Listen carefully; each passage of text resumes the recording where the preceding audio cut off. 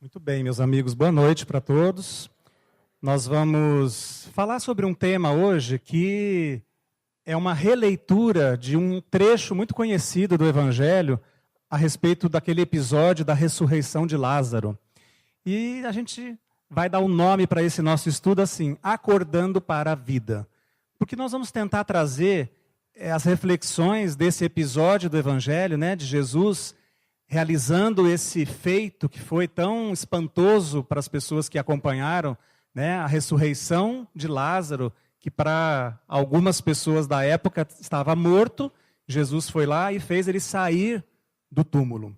Vamos entender um pouquinho, o que aconteceu realmente nesse episódio da ressurreição de Lázaro, à luz da doutrina espírita.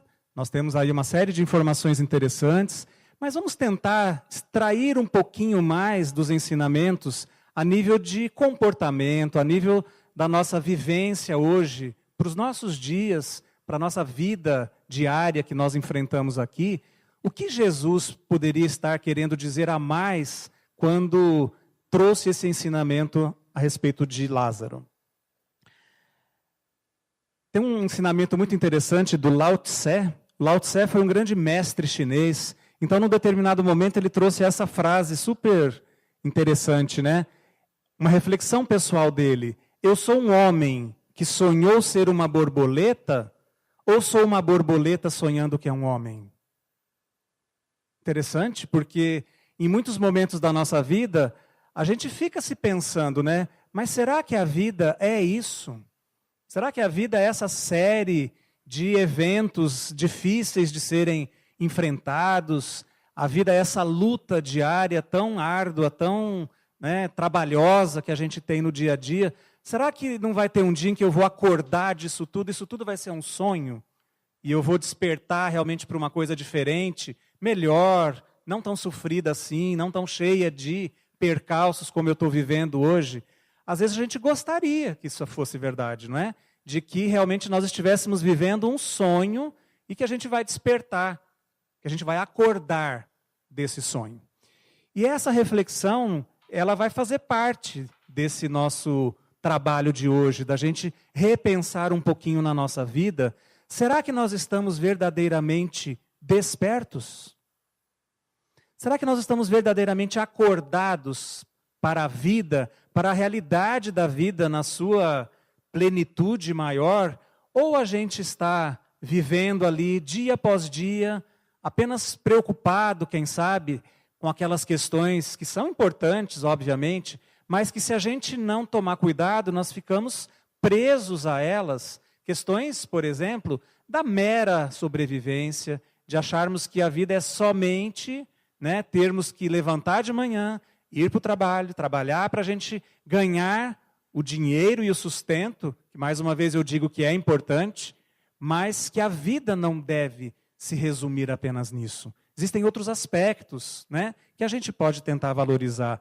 Quem sabe aprender com o Lao Tse nessa reflexão de que nós podemos em alguns momentos estar tendo essa impressão de que nós estamos sonhando, de que nós estamos dormindo e nós precisamos acordar para a vida. Então, recordando com vocês esse episódio que está lá no Evangelho de João a respeito da ressurreição de Lázaro. Jesus privava do convívio dessa família. Eram 3 irmãos: Lázaro, Maria e Marta.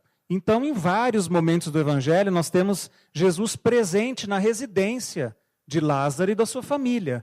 Ele amava aquelas pessoas. Em alguns momentos do próprio texto em que é narrado esse caso, lá no Evangelho de João, é dito isso, Aquela pessoa que você amava adoeceu.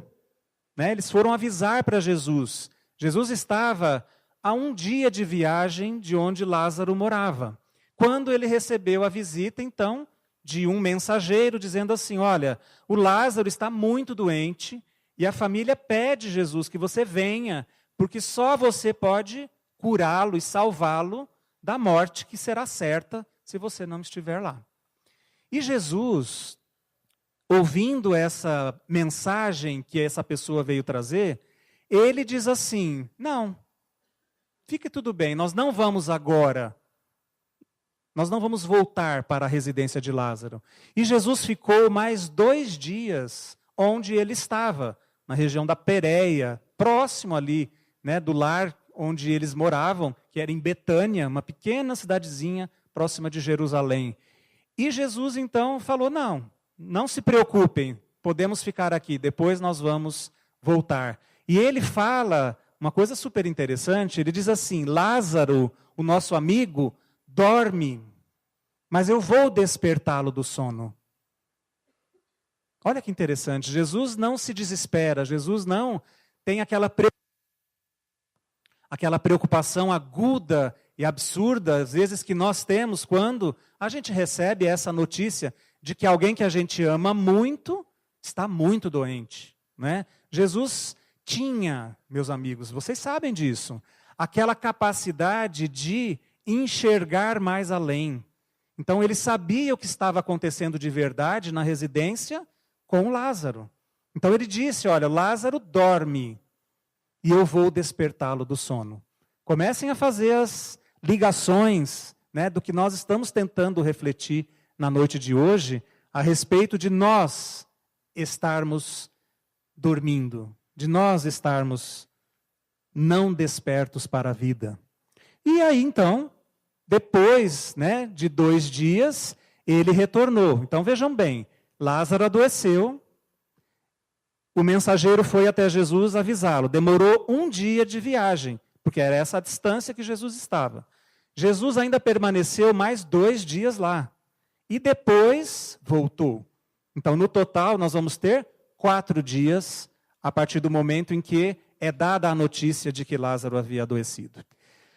Analisando, né, o que poderia ser esse sono do Lázaro, na doutrina espírita nós encontramos Allan Kardec, no livro A Gênese, né, quando ele fala e explica sobre a questão dos milagres do Evangelho, uma segunda parte do livro A Gênese, muito interessante, de se ler e estudar. Kardec diz assim, que com certeza Lázaro não estava morto, como a gente, né, aprendeu em algumas outras concepções religiosas, e que Jesus então teria trazido Lázaro do reino dos mortos, né, para a vida novamente. Quando Allan Kardec analisa essa questão dos milagres, do que seria, então, como nós poderíamos entender o que seriam os milagres, a resposta e a explicação de Kardec é muito lúcida, muito fácil até da gente entender.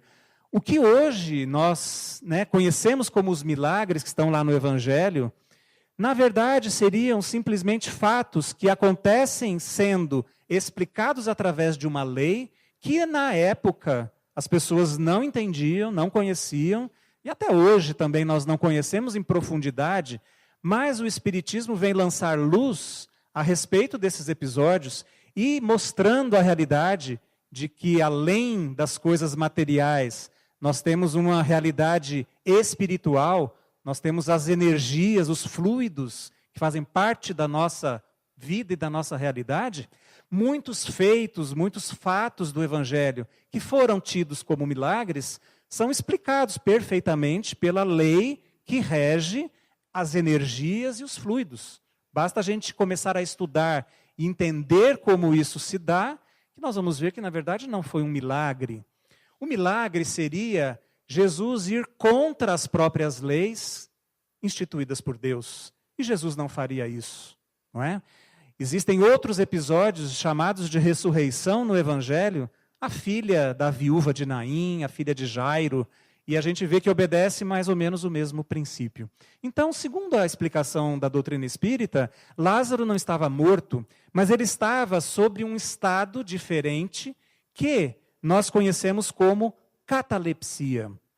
A própria medicina hoje reconhece que existe um quadro chamado catalepsia, e não se sabe muito bem exatamente por que ele acontece, né? Se sabe que as pessoas podem entrar nesse estado e ter uma falta de reação de uma parte do corpo ou do corpo todo, e as pessoas não conseguem reagir, elas não conseguem ser trazidas de volta ao movimento, ao convívio, elas não respondem.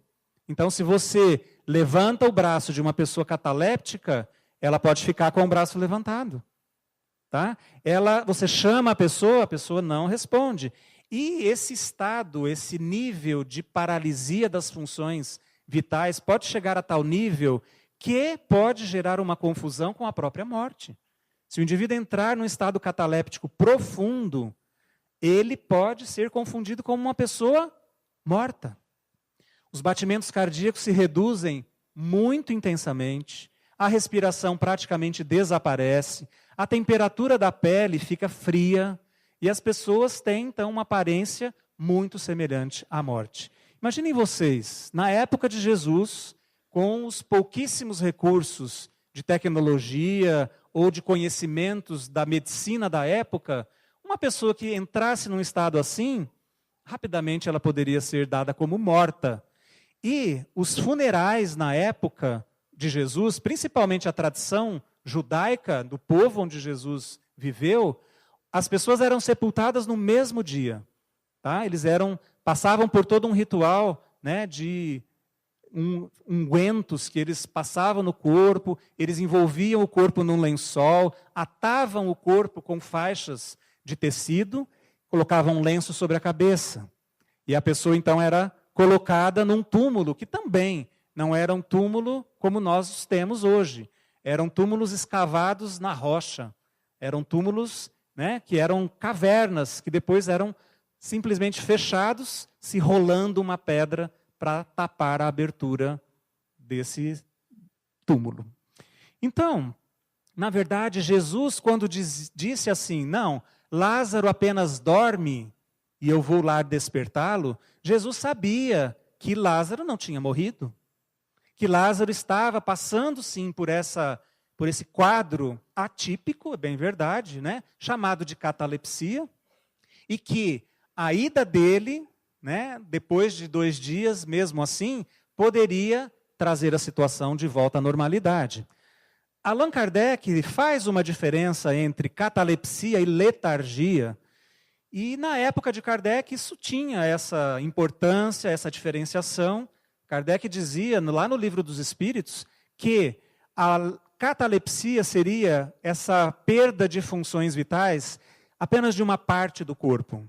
E que quando o indivíduo passa por essa perda total das funções vitais, com aparência de morte, nós poderíamos dar o nome de letargia. Então essa diferença existe lá na obra básica da doutrina espírita, que é o Livro dos Espíritos, mas hoje em dia, né, ficou-se com essa terminologia mais corrente e a própria medicina também ainda utiliza bastante esse termo chamado de catalepsia. Nós temos basicamente 2 tipos de catalepsia. Tá? O que a gente conhece hoje como catalepsia projetiva, e aí eu gostaria de explicar rapidamente para vocês. A catalepsia projetiva, ela acontece em indivíduos no desdobramento do sono. Então, quando a pessoa dorme, nós podemos nos desdobrar, aqueles laços fluídicos que ligam o nosso corpo espiritual, o nosso perispírito, nosso corpo energético, nosso corpo sutil, ao corpo físico, eles relaxam e nós podemos então nos desdobrar, nos afastar do corpo. E aí a gente tem as nossas vivências, né, através do plano espiritual durante o sono. Muitos sonhos podem ser lembranças dessas vivências que nós temos nesse tipo de estado. Mas a catalepsia projetiva, ela é um pouquinho diferente do desdobramento normal do sono. Ela é um estado muito mais profundo nesse desdobramento. O indivíduo entra num desdobramento muito intenso e muito profundo, e ele pode ter um nível de lucidez e de atuação desdobrado no plano espiritual muito grande. Tá? E ter recordações depois, quando volta para o corpo e desperta no corpo, ele tem lembranças muito vívidas do que aconteceu e pode, inclusive, relatar essas lembranças. Era o que acontecia com uma médium muito conhecida, a dona Ivone Pereira. Ivone Pereira escreveu livros espetaculares a respeito desses desdobramentos que ela tinha durante o sono. A gente tem aí Devassando o Invisível, Recordações da Mediunidade, que são relatos da Ivone Pereira que tinha esse tipo de quadro chamado catalepsia projetiva, ok?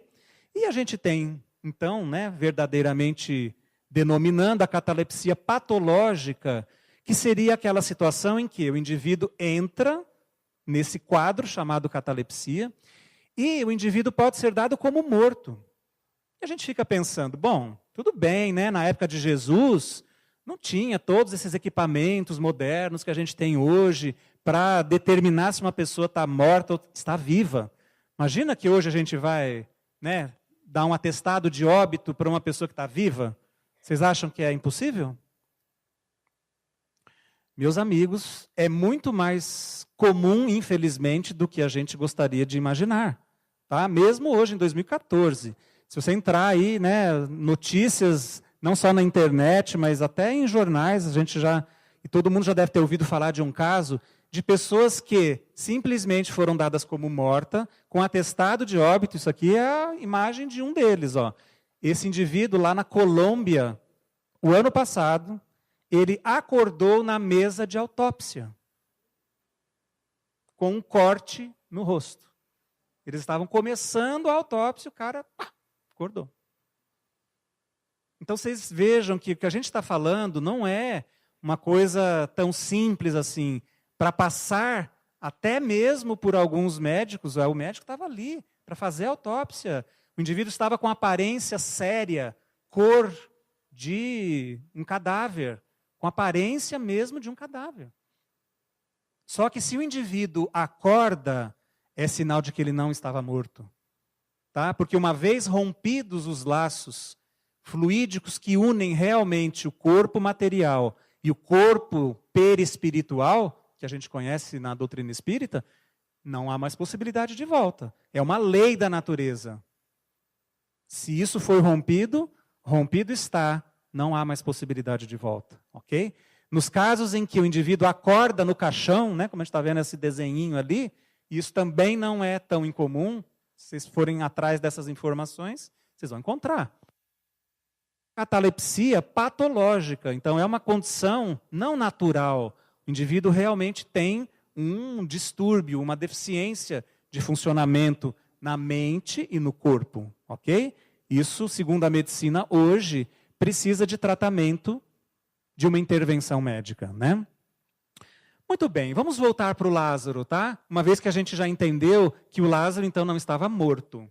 Ele estava num estado cataléptico, ok? Mas, veja bem, ele foi sepultado. Tá? A família foi, né, deram a notícia, olha, o Lázaro morreu, sinto muito, vamos sepultar. E aí foi feito todo o procedimento. Né? De passar aquelas substâncias aromáticas, aqueles ungüentos no corpo, se envolveu o corpo com lençol, se atou o corpo com faixas de pano e um lenço sobre a cabeça. Colocou lá no túmulo, escavado sobre a rocha. Então, quando Jesus, né, chega de volta, e ele então recebe a irmã, a primeira irmã, que era Marta, que foi correndo aos pés de Jesus, né, falando assim, mestre, se você estivesse aqui, meu irmão não teria morrido. Então, alguns autores, né, que interpretam, dizem assim, olha, que coisa feia, né? Você chegar lá e falar assim, se você tivesse vindo antes, quando eu te chamei, o Lázaro não tinha morrido, né? Quase que foi uma cutucada lá em Jesus. Pô, Jesus, você gostava tanto do Lázaro, por que você não veio antes? Não é? E Jesus então responde, não, fique tranquila, Lázaro está dormindo, vamos acordá-lo. E aí a conversa continua. Mas, então, vamos começar a trazer essa reflexão mais profunda, né? Quando Jesus dizia que Lázaro estava dormindo, e ele estava lá dentro do túmulo, atado, né, no sepultamento que foi dado a ele estava nessa paralisia. Ele não tinha condições de se movimentar, de reagir sozinho, de voltar sozinho para o processo da vida. Ele precisou de uma intervenção. E fiquei pensando, né, meus amigos, será que a gente não se encontra em alguns momentos da nossa vida com essa sensação? De que nós estamos atados, paralisados, que a gente não sabe e não consegue sair daquela situação sozinhos? Que a gente precisa de alguém que vai lá e faça alguma coisa por nós, porque sozinhos a gente não vai dar conta. Então, a gente poderia trazer essa reflexão um pouquinho mais profunda, quando Jesus dizia que Lázaro dormia, era um sono, mas aquele sono inconsciente, o sono de nós quando não estamos conscientes do que acontece com a gente, quando a gente não está plenamente desperto para as realidades da vida.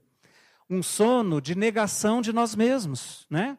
Quer dizer, eu talvez tenha várias coisas que eu preciso fazer na minha vida, talvez tenha vários temas que eu preciso trabalhar nessa minha existência, e eu vim aqui para isso, mas não estou dando conta de enxergar, não estou dando conta de fazer isso sozinho. Né? A sensação de incompletude, de que está faltando alguma coisa na minha vida. Não sei o que é, não consigo achar o caminho, não consigo fazer sozinho. E até mesmo se a gente considerasse, né, essa possível morte, né, de Lázaro, o que seria essa morte? Né? Alguns autores, depois eu vou recomendar um livro muito interessante que fala sobre toda essa visão que a gente está trazendo aqui.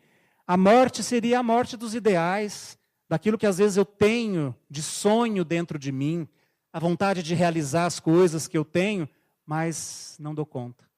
Então eu morro para aquele sonho. Eu deixo de realizá-lo, eu me sinto atado, imobilizado, perdendo as possibilidades positivas, a riqueza interior de ter as experiências boas da vida. Eu não me permito, eu estou morto para essas possibilidades novas.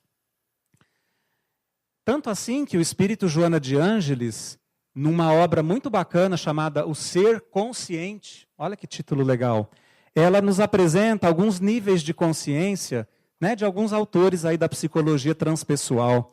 Então, sem entrar em detalhes, porque não é o nosso foco, mas a gente tem uma cartografia da consciência desse autor, o de Rupp, em que ele diz assim, que a gente começa vivendo uma vida com a consciência de sono, sem sonhos. Então é como se a gente estivesse dormindo e nem sonhasse. Então não passa nada, a gente fica, né, naquela vida anestesiada, naquela vida sem consciência de nada, sem saber quem nós somos, a gente nem leva em conta nada dessas conjecturas filosóficas. Aí a gente vai para um segundo nível de sono com sonhos. Então tá, eu ainda estou bem inconsciente, mas eu começo a ter, né, pequenos lances de consciência, de sonho, de lembranças, de despertar para a vida. Para o nível de consciência de sono acordado, né? Quem sabe esse seja o nosso? Nós estamos acordados, né? Hoje, agora, vocês estão aqui sentados na cadeira, nós todos estamos acordados, não estamos? Mas com que nível de consciência? Né? Ainda não uma consciência plena a respeito de todas essas coisas mais profundas da vida. Um penúltimo item lá, a transcendência do eu. Então, quando eu já tenho com clareza qual é o objetivo da minha vida, o que é que eu vim fazer aqui, quem sou eu, por que é que Deus me criou, qual é o objetivo maior de tudo isso? Para chegar, então, num último nível lá, de consciência cósmica. Imaginem só como deve ser esse nível de consciência. Talvez o nível de consciência que Jesus tinha, né, de identificação com a criação e com Deus. Jesus dizia assim, eu e o Pai somos um. Se lembram? O Pai trabalha e eu trabalho até hoje. E ele tinha essa profunda integração com a presença de Deus na vida. Esse é o último nível de consciência, quando a gente compreende todas as coisas, quando tem uma visão clara de todas as coisas. Meus amigos, nós estamos longe disso, né? Só com muitas encarnações que a gente vai chegar lá, mas estamos a caminho, não é? Quem sabe a gente começa a ampliar um pouquinho mais a nossa consciência aqui. E só para a gente ver como que nós ainda não temos essa consciência desperta, como a gente ainda está meio que sonolento e não acordado de verdade para a vida, quando a gente vive essa situação, nós perambulamos por esses quadros ali, olha. A gente busca as coisas transitórias, né? Eu acho então que para ser feliz eu preciso ter aquela calça que eu vi lá na vitrine, eu preciso ter aquele modelo do carro, eu preciso ter as coisas externas para me trazer preenchimento das minhas necessidades. Eu começo a me comparar, né? Então, meu vizinho comprou aquele carrão, imagina, então eu tenho que ter um carro igual, senão eu vou ser muito infeliz. Né? Eu preciso ter as coisas iguais aos outros, eu preciso ser igual ao ídolo da televisão, à modelo magra da televisão, né? As pessoas que fazem sucesso e que estão nas colunas sociais, porque aquelas pessoas devem ser felizes. E eu sou tão infeliz. Então, se eu fosse como elas, quem sabe eu não seria também aparentemente feliz, né?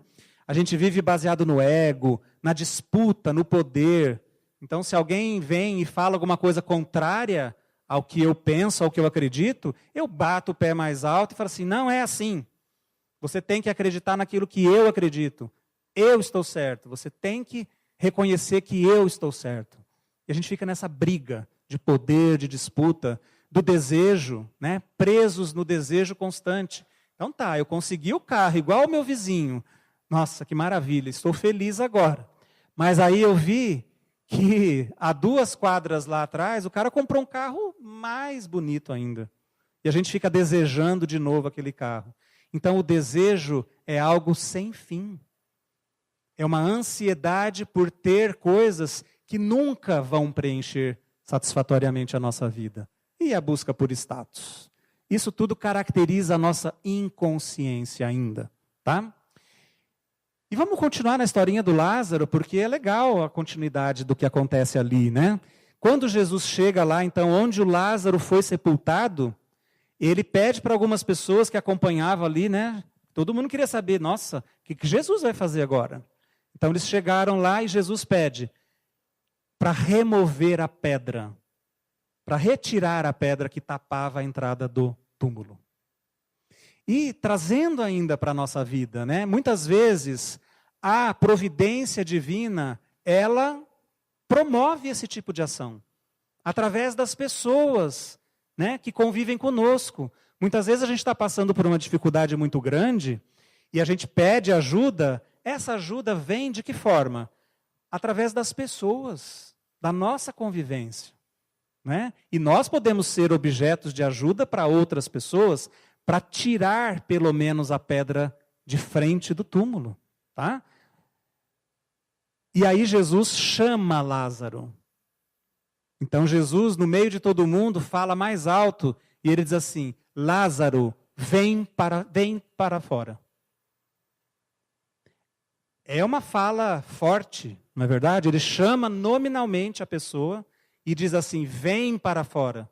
Sai do túmulo, sai do sono, acorda de novo e vem para fora. Esse é o chamado que Jesus faz, né? Vocês observam que Jesus não entrou no túmulo. Ele não foi lá buscar o Lázaro. Por quê? Porque o Lázaro tinha que fazer a parte dele. O Lázaro tinha que querer voltar. Ele tinha que fazer um esforço para voltar. Ele tinha que cumprir esses passos. Mas aí eu fiquei pensando, né? Eu estava assistindo um vídeo no YouTube em que o palestrante, analisando esse tema, eu dei muita risada, porque ele falou assim, como será que o Lázaro saiu? Porque se ele estava lá, enfaixado, com os pés atados, com as mãos, corpo enfaixado, como que ele saiu? Palestrante, né? Vou reproduzir o que ele faz. O Andrei Moreira, de amigo que esteve aqui, e que fez um seminário sobre... O Andrei diz assim, ele deve...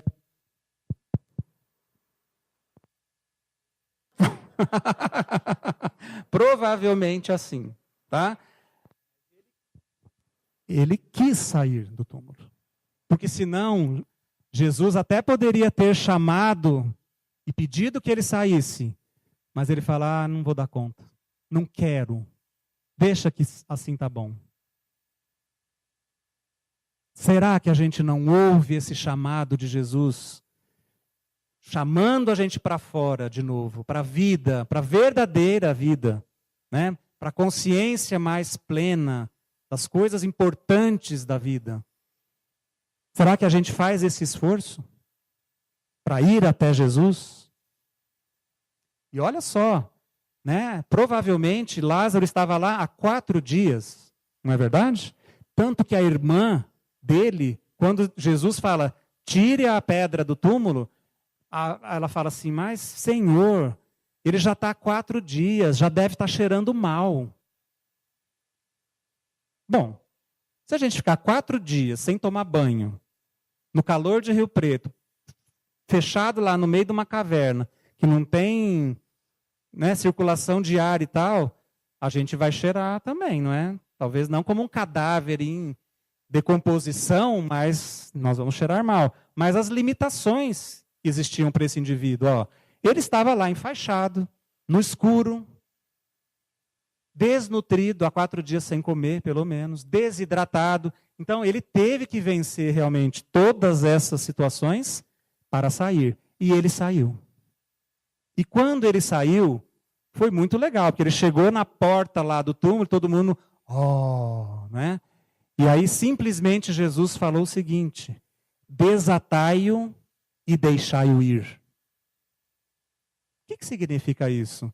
Ninguém foi lá abraçar o Lázaro, olha que maravilha, Lázaro, bem-vindo de volta, né? E aquelas coisas todas que a família poderia fazer. Jesus falou, não, desatai-o, porque ele sozinho não conseguiria, e deixai-o ir. Para onde será que o Lázaro foi? Fazer o quê?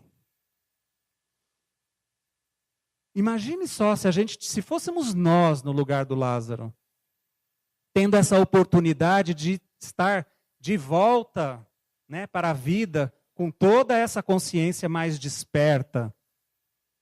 O que seria importante fazer nesse momento? Provavelmente, o Lázaro foi para algum lugar refletir sobre a sua vida.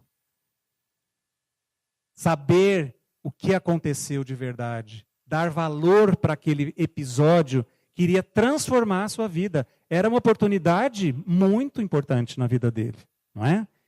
Bacana o texto do Evangelho, tá? Existe o mito da caverna, né, de Platão, que é bem de acordo com isso. Seria legal para quem tiver interesse, né, ler. Vocês vão ver que tem tudo a ver com o que a gente está falando aqui. Mas, ainda respondendo essa pergunta, o que aconteceu com Lázaro depois, nós temos na literatura mediúnica espírita um relato interessante. Um livro que se chama Lázaro Redivivo, do Irmão X, através da psicografia do Chico Xavier. E no prefácio desse livro, o Irmão X, espírito, relata a ida de Lázaro ao templo, né? Porque ele tinha voltado, ele estava vivo de novo, e ele foi lá no templo encontrar os amigos dele, porque ele era um judeu praticante, né? Ia nos templos, nas sinagogas, cumpria suas obrigações, conhecia todas as pessoas de lá. Quando ele entrou no templo, e as pessoas viram, porque todo mundo já estava sabendo que ele tinha voltado, né? As pessoas ficaram horrorizadas. E diz assim, olha lá o morto, olha lá aquele lá que estava enterrado e voltou. E aí as pessoas começaram a, né, jogar acusações para ele e queriam matar o Lázaro. Porque voltar do túmulo era uma afronta para a lei judaica. Existia toda uma questão ali que também a gente não vai entrar aqui, né? Depois do 3º dia, você não poderia jamais entrar num túmulo. Até o 3º dia, as pessoas podiam abrir a pedra, ir lá e ver o morto, se certificar que estava morto. Depois do 3º dia, era proibido pela lei judaica. Então veja como Jesus, né, todo o tempo ele quis mostrar que a gente não deveria se apegar às questões da lei. Ele foi visitar Lázaro no túmulo no 4º dia, né? Muito bom. Dá para a gente ir somando várias coisinhas, né, a respeito desse episódio do Evangelho, dessa ressurreição do Lázaro. Quando a gente está passando por uma situação difícil na nossa vida, mesmo que ela seja temporária, a misericórdia divina vai responder, meus amigos. Talvez não no tempo que a gente gostaria. Então Jesus não foi imediatamente ajudar Lázaro e a família. Existia um tempo necessário para que as coisas acontecessem. E muitas vezes a ajuda, quando ela chega na nossa vida, às vezes a gente acha que foi tarde demais, mas não foi. Só a gente saber analisar e entender os mecanismos da misericórdia divina, que a gente vai ver que a ajuda chega sempre na hora exata. Na melhor hora em que nós estamos mais em condições de aproveitar e de receber a ajuda. Se ela chegasse antes, pode ser que a gente não tivesse condições de aproveitar e nem de reconhecer que estava tendo ajuda, né? Mas compete a cada um de nós ouvir esse divino chamado, né? Jesus está chamando a gente, vem para fora da caverna. E a gente tem que atender esse pedido. Sair da posição de vítima, achando que Jesus tem que ir lá carregar a gente no colo para fora. Não, nós temos que fazer o nosso esforço pessoal. Só para a gente encerrar, nós temos uma mensagem muito conhecida, vocês vão lembrar, as pegadas na areia. Vocês lembram disso? Né? O indivíduo falando, olha, né, eu sempre via 2 pegadas, as minhas na areia e pegadas ao lado, que eram as pegadas de Jesus, sempre do meu lado, sempre caminhando. E aí, nos momentos mais difíceis, eu via só as minhas, só uma pegada, só um par de pegadas, né? Jesus me abandonou nesses momentos. E aí, então, a mensagem termina assim, não foi que Jesus te abandonou, é que Jesus te carregava no colo nesses momentos mais difíceis. Eu não quero quebrar o encanto dessa mensagem, né? Porque ela tem o seu real valor, claro que sim. Jesus está sempre do nosso lado, mas Ele não vai nos carregar no colo. Jesus não vai dar os passos que competem a nós darmos. O processo evolutivo é individual. Jesus pode estar do nosso lado. Ele pode estar ali nos chamando.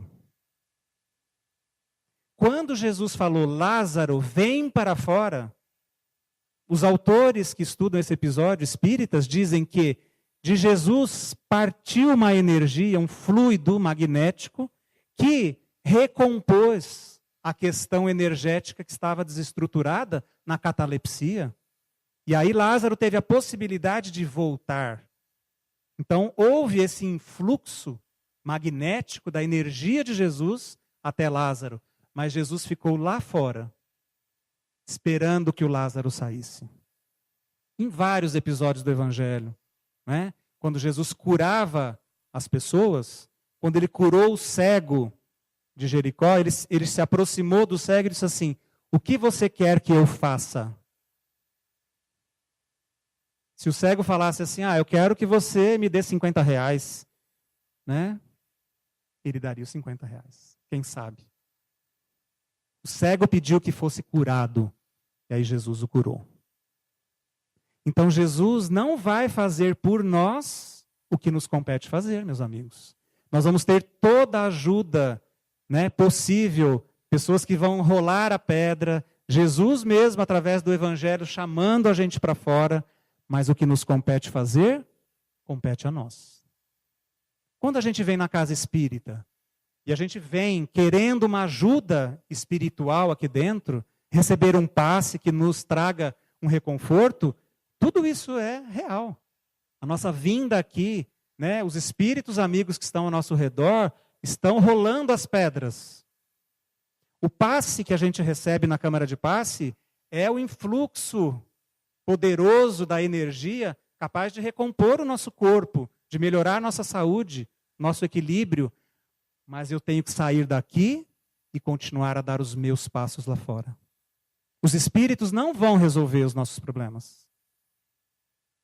Eles vão nos dar forças, instrução, elementos para que nós possamos resolver os nossos próprios problemas, mais fortalecidos, acordando para a realidade da vida. Esse é o caminho. Esse é o processo de evolução que a gente tem que seguir. Romper as amarras, né? O Lázaro teve ajuda, mas ele teve também que fazer o seu esforço. A gente tem muitas amarras na família, né? Pessoas que a gente não perdoa na nossa família. Quem sabe não é o momento de você ampliar sua consciência e descobrir que você pode perdoar. que cabe a você sim perdoar. O perdão não é para o outro. O perdão liberta aquele que sente ainda a mágoa, não é? No trabalho, na nossa própria vida íntima e pessoal. Então Lázaro, depois de tudo isso, ele já não mais dormia aquele sono da inconsciência, da anulação pessoal, de se sentir incapaz e paralisado diante da vida. Mas agora ele está acordado e com o desejo de agir a partir desse novo ponto de consciência mais amplo que ele conseguiu através da ajuda de Jesus. Eu acredito que o Evangelho nos traz todas as respostas. Basta nós estarmos atentos a esse entendimento. Nós temos um livro, nós estamos estudando esse livro aqui na nossa casa, que se chama Alto Amor e Outras Potências da Alma. O autor, né, é o médium e o autor espiritual. É o Andrei Moreira, que é esse médico que esteve aqui na nossa casa em janeiro, e o espírito Dias da Cruz, que foi médico homeopata e é um instrutor lá da Associação Médico Espírita Mineira. Então é um livro muito interessante, quem tiver interesse de conhecer esse lado mais psicológico das interpretações dos personagens do Evangelho, vocês vão encontrar muita coisa interessante lá, tá bom?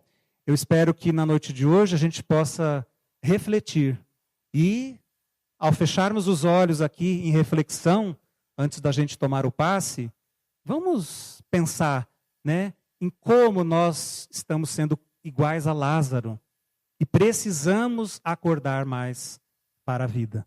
Como fazer isso? Com toda a ajuda que a gente tem aqui, na noite de hoje, a Casa Espírita está sempre aberta para esse auxílio, mas sabermos que nós precisamos aprender a dar os nossos passos. Tá bom? Eu agradeço a atenção de vocês, que Jesus nos abençoe, agora e sempre.